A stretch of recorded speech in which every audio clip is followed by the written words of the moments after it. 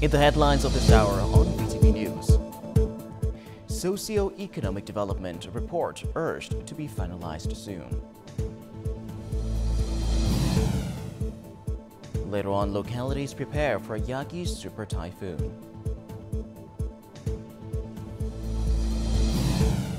In our world news, Typhoon Yagi makes landfall in Hainan, China.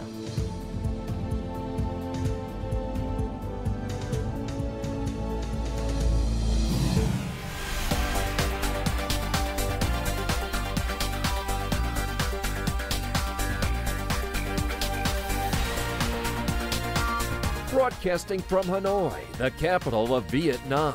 VTV News starts right now. Good morning. It is currently 8 a.m. local time and you're tuning into 30 minutes of VTV News. I'm Lin Lei with the latest updates.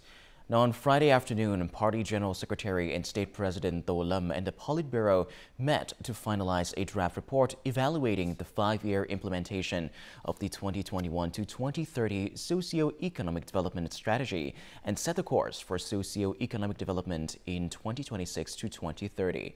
Party General Secretary and State President Theo underlined the need for the draft report to clearly outline key tasks and solutions to enhance development institutions further and improve the quality of socialist-oriented market economy institutions.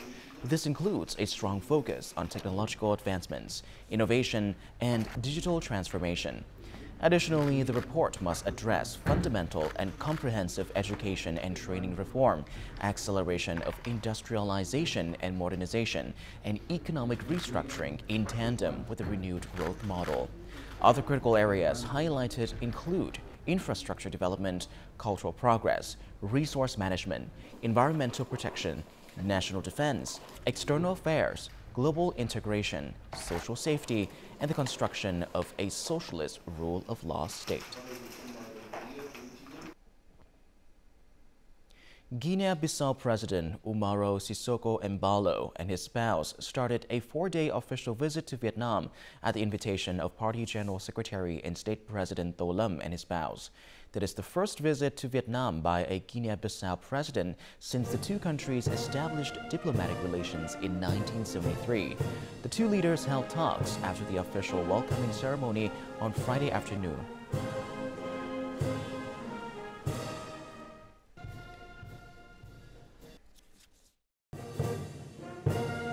President Umaro Sissoco Embalo affirmed that Guinea-Bissau considers Vietnam a model for developing countries in Africa, particularly Guinea-Bissau. The president emphasized that Guinea-Bissau's policy is to expand cooperation with Asian countries, with Vietnam identified as a top priority partner. Regarding politics, both sides agreed to increase exchanges and contacts at all levels to consolidate political trust and create new momentum for bilateral cooperation. They also committed to effectively implementing cooperation mechanisms. To facilitate delegation exchanges, the President of Guinea-Bissau announced that visas would be exempted for holders of diplomatic and official passports from Vietnam. He agreed to enhance economic, trade, and investment cooperation by promoting traditional goods and offering preferential policies to diversify imports and exports, enabling both countries' business communities to pursue cooperation and investment opportunities. The President also agreed with General Secretary and State President Theo proposal to expand cooperation in high-potential areas. Regarding regional and international issues of mutual concern, the two sides agreed to enhance coordination and mutual support at multilateral forums and advance cooperation in regional organizations such as ASEAN, the African Union, and the Economic Community of West African States. On the East Sea issue, the two sides shared a common vision of ensuring security, safety, and freedom of navigation and aviation. They emphasized support for resolving disputes through peaceful means and in accordance with international law.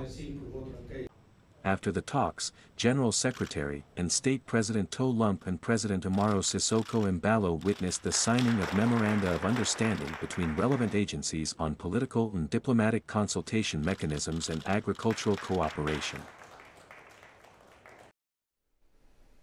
On Friday, Prime Minister Phạm Minh Chính met with South Korean Ambassador to Vietnam Cho Young-sam and Senior Vice President of SpaceX, Tim Hughes. More in the following. Prime Minister Pham Minh Chinh urged South Korean Ambassador Choi Yong-sam to strengthen political trust, boost high-level visits, balance trade, and expand imports of Vietnamese agricultural products. He also requested support for Vietnamese firms, encouraged more South Korean investment, and proposed long-term credit packages and infrastructure investments. Ambassador Choi Yong-sam also confirmed plans for increased South Korean investment in Vietnam and commitment to enhancing the strategic partnership. Prime Minister Pham Minh Chinh welcomed SpaceX Senior Vice President Tim Hughes and supported the company's investment plans in Vietnam. He proposed cooperation in science and technology, cloud computing, AI, security, and network safety. He requested assistance with technology transfer, training, management practices, and integrating Vietnamese firms into their supply chain.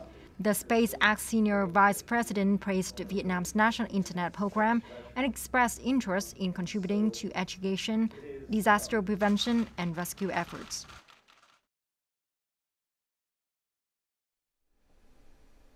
Typhoon YAGI entered the Gulf of Tonkin on Friday evening. Due to the storm's circulation, strong winds of level 7, gusting up to level 9, equivalent to 75 to 88 kilometers per hour, were reported in the Bac Long Vy Island District.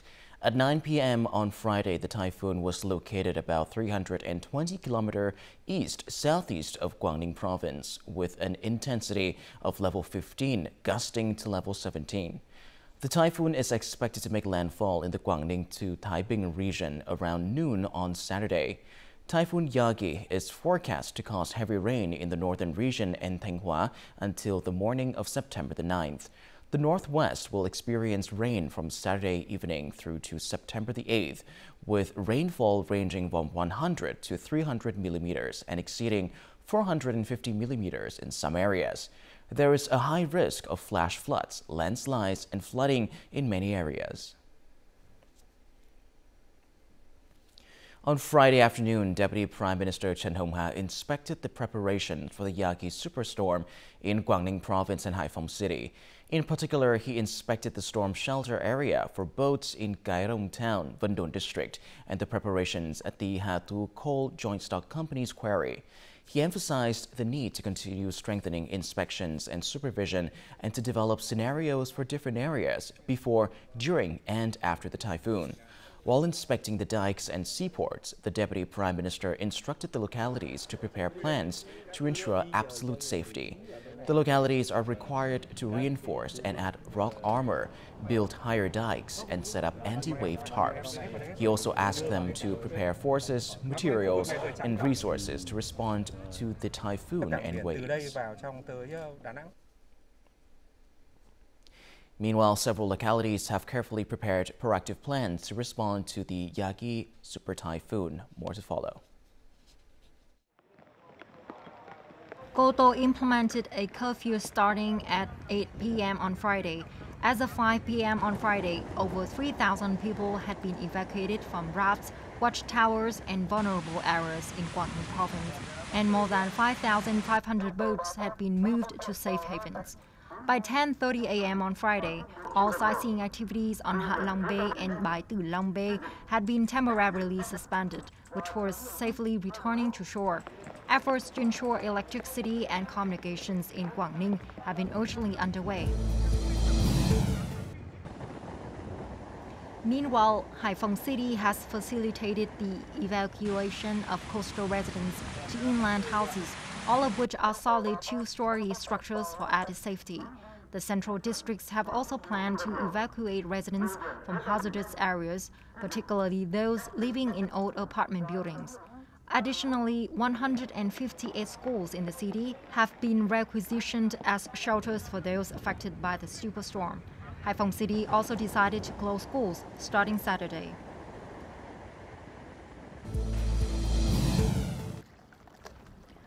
In Nam Dinh, sea fishing activities have been halted since the morning of September the 6th to minimize damage and ensure safety during the storm. About 1,700 boats with 5,000 crew have been moved to safe havens. The Nam Dinh Provincial People's Committee has evacuated residents from hazardous coastal areas and has developed a rescue plan for further evacuations if needed. In Taiping Province, 7,700 households in poorly built or temporary houses have been evacuated to safety. A total of 995 vessels have been safely anchored at ports within and outside the province. Taiping Province has developed specific plans for 37 vulnerable areas, adhering to the fall-on-the-spot approach to ensure timely rescue and response if needed. According to the Department of Search and Rescue, General Staff of the Vietnam People's Army, over 450,000 people and 10,000 vehicles have been mobilized to respond to Super Typhoon YAGI. Military Regions 1, 2, 3, 4, and 5, along with Hanoi Capital Command, have supported people in securing their homes and evacuating from dangerous areas.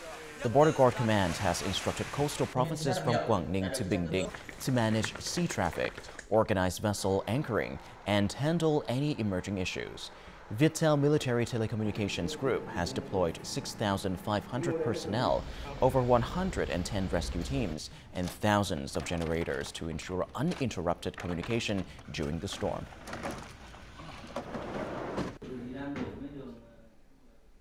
Leaders of Vietnam Electricity Group and its units must go directly to areas affected by Typhoon YAGI to inspect typhoon prevention measures and be prepared to handle any and address any incidents. That is the Minister of Industry and Trade directive at an urgent meeting called to respond to Typhoon YAGI. The Department of Industry and Trade in provinces and cities needs to direct hydropower dam operators to implement dam and reservoir protection measures and manage water levels in hydropower reservoirs with the utmost responsibility. Additionally, they are instructing businesses to effectively execute plans for reserving essential goods, review areas at risk of isolation due to rain and floods, and develop specific plans to ensure the supply of essential items, particularly food and drinking water, to affected areas.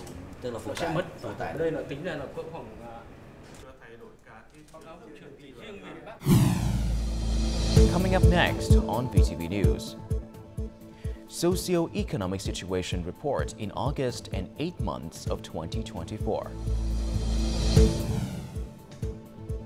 And later on, safeguarding Vietnam's maritime sovereignty.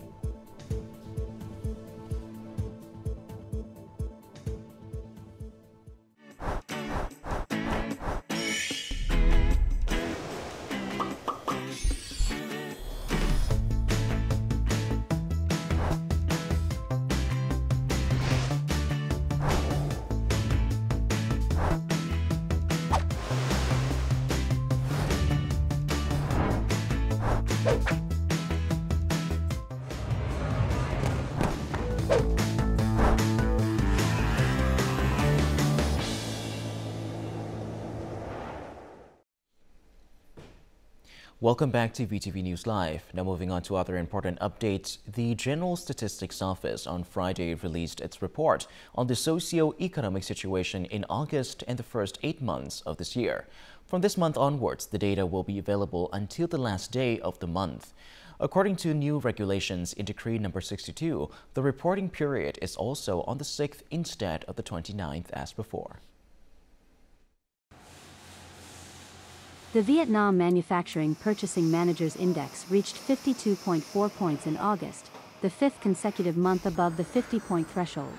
What we see coming forward is that since there was a recovery, a very big rebound of exports, internationally we expect trade growth to moderate a bit. So therefore we expect also that Vietnam's exports will moderate a bit. It will continue to grow, but it will be a bit more moderate than what we've seen in the first half of the year. In August, the total trade turnover of goods reached nearly $71 billion, up 13.5% year-on-year. This figure reached more than $511 billion in the first 8 months of the year, up 16.7% over the same period last year. The trade balance of goods had a surplus of more than $19 billion. Total registered FDI capital in Vietnam reached $20.52 billion, and realized FDI capital reached $14.15 billion, up 7% and 8%, respectively, over the same period last year. This is the highest realized FDI capital in 8 months in the past 5 years. And perhaps those that do not want to adhere to the strict standards that an eco-industrial park would apply on those investors, perhaps those investors are no longer the right investors. I believe Vietnam today has very cheap electricity, 25% cheaper than China. It has still an abundance of water. The state budget revenue in August is estimated at more than $4 million. The total state budget revenue in the first 8 months of 2024 is estimated at nearly $53 billion, an increase of 17.8% over the same period last year. Over the past 8 months, the United States has emerged as Vietnam's largest market for agricultural, forestry, and fishery imports, with a turnover of nearly $8.6 billion. This represents a significant increase of over 23% compared to the same period last year. Currently, Vietnam exports 8 types of fresh fruits to the United States, including dragon fruit, mango, longan, lychee, rambutan, star apple, grapefruit, and coconut. Additionally, Vietnamese agricultural products are set to expand further into the U.S. market as the Ministry of Agriculture and Rural Development of Vietnam and the U.S. Department of Agriculture are finalizing legal procedures to allow the export of Vietnamese passion fruit to the United States.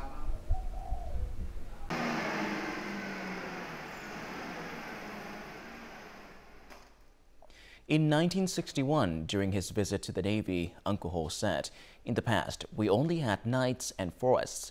Today, we have days, sky, and sea. Our coastline is long and beautiful. We must know how to preserve it." Uncle Ho's teachings serve as a beacon, guiding the way for generations of naval officers and soldiers and inspiring them to firmly protect the sacred sovereignty over sea and islands.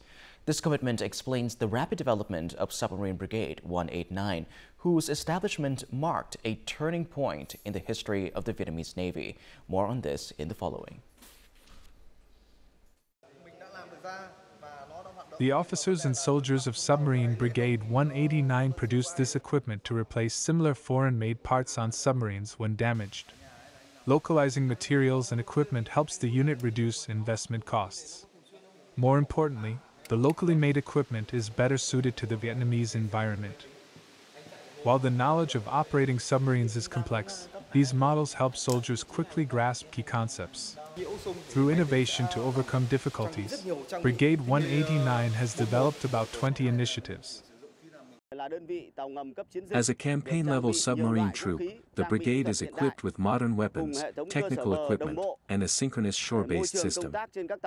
Faced with a complicated working environment, initiatives must be implemented synchronously, comprehensively, and effectively. Submarine Brigade 189 was established in 2011, making it a relatively young Navy unit, especially in the submarine field. It demands not only physical strength from each soldier but also a thorough understanding of engineering and technology. The brigade's 13-year journey has been one of aspiration to master modern technology. Submarine operations are always challenging, with each training situation presenting a new challenge.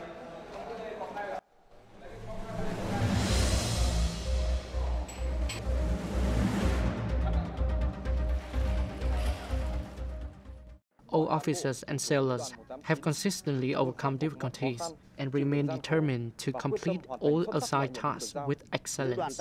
The Submarine Brigade is comprehensively implementing all aspects of its work through synchronized and decisive policies and measures. The focus is on developing the brigade into a revolutionary, disciplined, elite, and modern force. Solidarity, discipline, secrecy, determination to win is the motto of Brigade 189. Following in the footsteps of Uncle Ho's soldiers, the young members of the brigade continue to write the history of the Vietnam People's Army. Through their silent sacrifices and unwavering will, they protect the sacred sovereignty of the fatherland.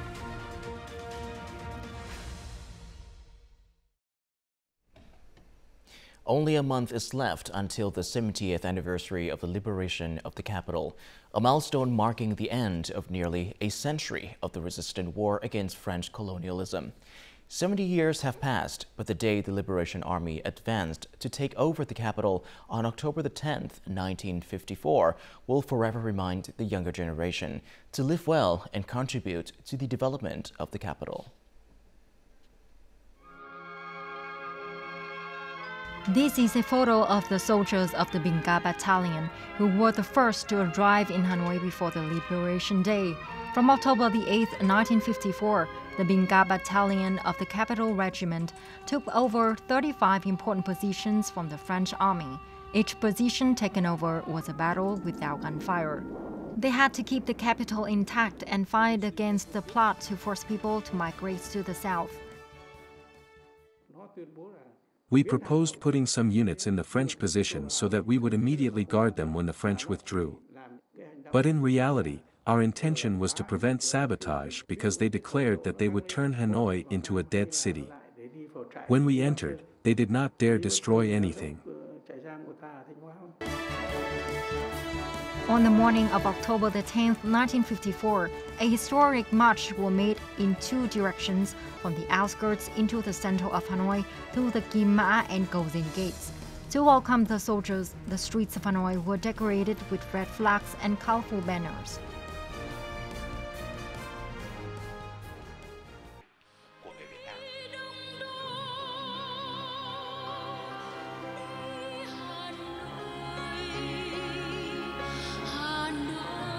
The people were very happy when our army returned to liberate them. The happiest thing at that time was that when we went out on the street, we no longer saw the gendarmes. We could go out on the street without fear of being arrested. From Nghệ An province, the children of the hero of the People's Armed Forces, Nguyễn Quốc Trị, are filled with emotion every time they see documents about their father marching in the ranks of the Capital Regiment. I only know my father through documents and stories told by the elders in the village. Our entire nation looked forward to that day of liberation with a surge of pride and happiness, including my family.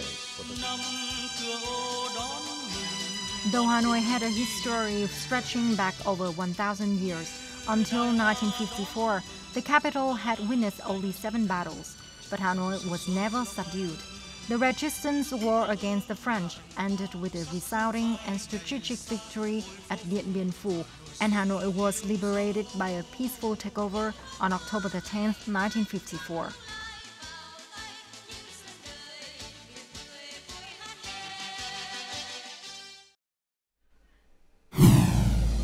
Coming up next in our world news, Typhoon YAGI makes landfall in Hainan, China.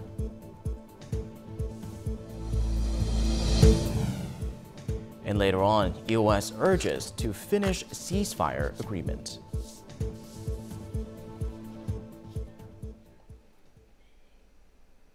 Now moving on to our world news, Typhoon YAGI made landfall in China's Hainan province on Friday afternoon. The typhoon has brought heavy rainfall across most of the island, with severe rainstorm in some townships and villages. The northern part of Hainan has experienced strong winds ranging from level 13 to 16. At the same time, several cities and counties have faced power outages.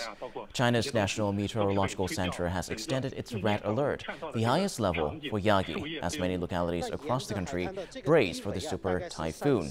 Typhoon YAGI is forecast to move toward the island's capital, Haikou, as well as Chiang Mai and Lingyao counties before heading to the Gulf of Tonkin on Saturday morning, according to the Provincial Meteorological Bureau.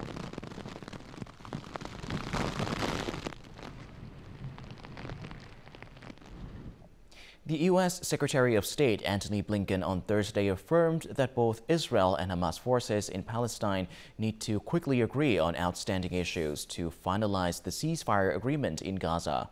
While visiting Haiti, Blinken said that about 90% of the agreement had been agreed upon. However, there are still some important issues to be resolved, including the Philadelphia Corridor, an area located on the southern edge of the Gaza Strip, bordering Egypt. The U.S. Secretary of State also admitted that the two sides still disagree on how to exchange Israeli hostages and Palestinian prisoners. He also emphasized the responsibility of both sides to resolve the remaining issues while warning that delays could lead to unwanted developments that affect the negotiation process.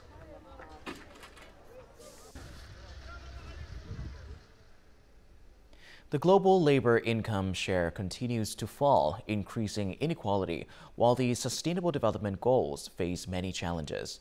This conclusion is according to the International Labour Organization, or ILO, report, World Employment and Social Outlook Update, September 2024.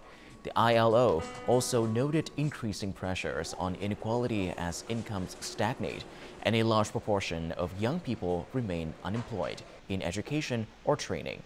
The report found that the global labor income share, representing workers' share of total income, fell by 0.6% between 2019 and 2022 and has remained stable since then.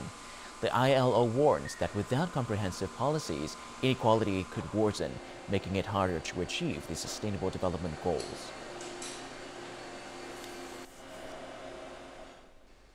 The UN climate chief said on Thursday that global warming is costing African nations up to 5% of their economic output and called for more investment to help them adapt to climate change. Climate change has been blamed for the drought and flooding across Africa, which have hit food production, driven up commodity prices, and worsened hunger. Over the past 60 years, Africa has observed a warming trend that has become more rapid than the global average. Africa contributes far fewer emissions than the industrialized world, but receives only 1% of global climate finance annually. Although the continent has attracted new investors in climate mitigation and adaptation projects in recent years, it gets a very small portion of the $100 billion in global financing. In Africa, as in all regions, the climate crisis is an economic sinkhole, sucking the momentum out of economic growth. In fact, many African nations are losing up to 5% of GDP as a result of climate impacts. African governments and their climate negotiators are considering various strategies at the pre-COP29, or Conference of the Parties, preparatory meeting in West Africa. So it's time to flip the script. From potential climate tipping points to exponential changes in business, investment, and growth. Changes that will further strengthen African nations' climate leadership and vital role in global climate solutions on all fronts. The required investment includes $4 billion annually to eliminate the use of traditional fuel for cooking, such as wood, which contributes to greenhouse gas emissions. There have been growing calls for Africa to secure more climate financing in the run-up to COP29 in Baku, where nations will seek consensus on new international climate finance goals. And up next is the weather forecast.